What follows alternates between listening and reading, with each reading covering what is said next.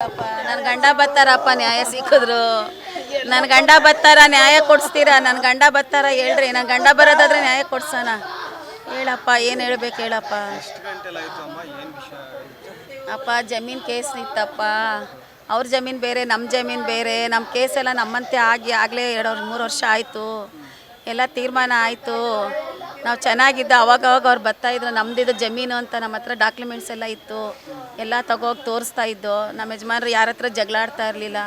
ಕಾನೂನು ಪ್ರಕಾರ ಹೋರಾಟ ಮಾಡೋಣ, ಯಾರು ಜಗಳ ಆಡಬೇಡ್ರಿ ಅಂತ ಸ್ಟೇಷನ್ಗೆ ತೊಗೊಂಡೋಗಿ ಅವಾಗ ಅವ್ರು ಬಂದಾಗೆಲ್ಲ ಹೋಗಿ ತೋರಿಸ್ತಾ ಇದ್ರಪ್ಪ. ಸ್ಟೇಷನಲ್ಲಿ ವಾರ್ನಿಂಗ್ ಕೊಟ್ಟು ಕಳಿಸ್ತಾ ಇದ್ರು.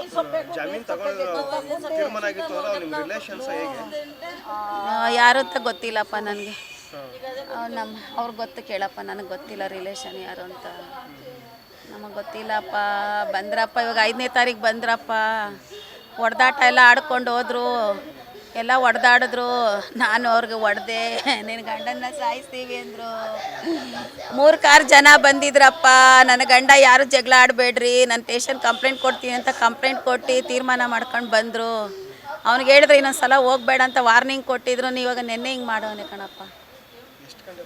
ಅಪ್ಪ, ನನ್ನ ಗಂಡ 5 ಗಂಟೆಗೆ ಮನೆಯಿಂದ ಹೋದ್ರು ಎದ್ದು. ಅವಾಗ ಈಗ 1 ತಿಂಗಳಲ್ಲಿ ಜಗಳ ಆದಾಗ ಹೇಳಿದ್ರಪ್ಪ.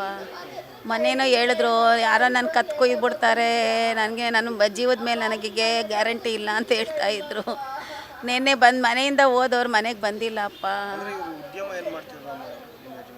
ನಮ್ಮ ಯಜಮಾನ್ರು ಏನು ಮಾಡ್ತಿದ್ರು? ವ್ಯವಸಾಯ ಮಾಡ್ತಿದ್ರಪ್ಪ. ಸಮಾಜ ಸೇವಕರು.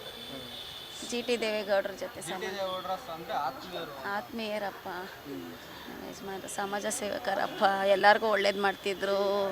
ಎಲ್ಲೇನಾದರೂ ಹೋಗಿ ನ್ಯಾಯ ಕೊಡಿಸ್ತಾ ಇದ್ರಪ್ಪ. ಅಂಥ ಮನುಷ್ಯನಿಗೆ ಮಾಡಿಬಿಟ್ರು ಏನಪ್ಪ ಮಾಡೋದು?